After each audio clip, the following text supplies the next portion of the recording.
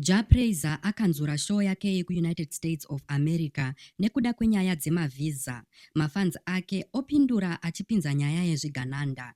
Mhuri yeZimbabwe, ndinokuchingamidzai zvakare panonzi pano. Ndapota kana iri first time yenyu, musakanganawo kusubscribe nekulikewo video rino. Izvi zvinobatsira kuti risvike kure. Japraiser azivisa kuti ari kukanzura maconcert ake ose ekuAmerica mushure mekunge chikumbiro chake chevisa chaita a technical glitch, not a denial, sematauriro ake.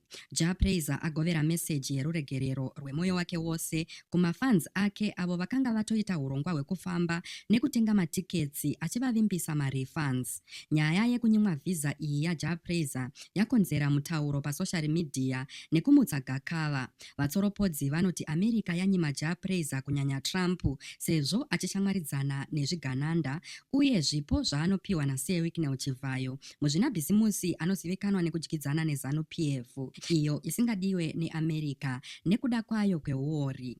Varatidziri vari mudiaspora vakatanga kuratidzira vachiti zvipo zvake zveumbozha zvinoratidza mibatanidzwa ine uori. Now mubvunzo uri pakuti, was this a simple paperwork error or a diplomatic move influenced by politics? Muri yeZimbabwe munoionawo sei iyi? Ngatisanganei mucomment section muchitaurawo pfungwa dzenyu.